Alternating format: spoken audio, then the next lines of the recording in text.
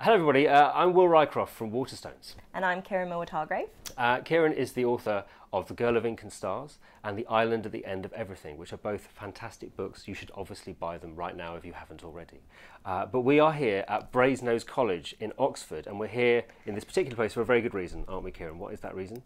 Because a certain amazing author named Philip Pullman has a new book coming out soon. Yes, The Book of Dust, Volume 1, La Belle Sauvage, will be arriving in October of this year.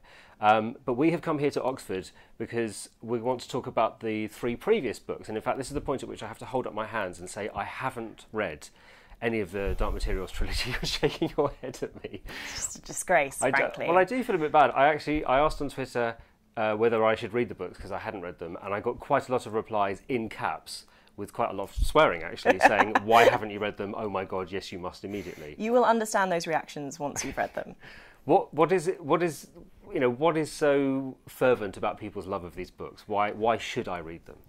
Quite honestly, I think they're possibly the most perfect story ever told across the three of them. I just think there's something for every sort of reader.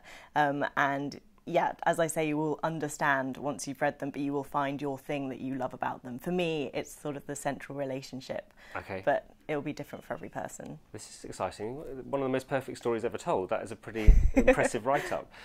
So what we're going to do over the next few months is a couple of things. If you've already read the Northern Lights trilogy, you may not want to sort of come back and hear me stumbling my way through a series of videos. But there are going to be 3 videos where Kiran is going to talk to Martha Greengrass about some of the overarching themes of the books.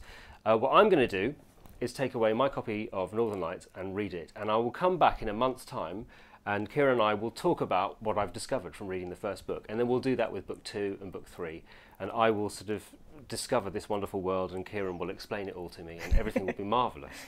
You've got your copies here, haven't you, which are very different? Yes, this is the original copy that I first read when I was 10. I actually stole this from a family friend, so sorry, Marion. But I've still got it, and it's sort of very well thumbed. I reread it every couple of years, and then I'm going to carry on reading with this lovely edition that I've got that I actually received for my wedding a couple of months ago. So yes, I'm very excited to sort of read it in this edition for the first time. There we go. There are lots of different editions out there. The most important one is that you have an edition of any kind and get reading if you haven't already. So we'll be back in about a month's time. In the meantime, you'll be able to hear, as I said, Kiran and Martha talking about some of the themes of the book. This will take us all the way up to October, where hopefully we will be able to tell you more about the Book of Dust. Very exciting. Does this sound like a plan? I think it's a good plan. So we will see you in a month's time. See you then.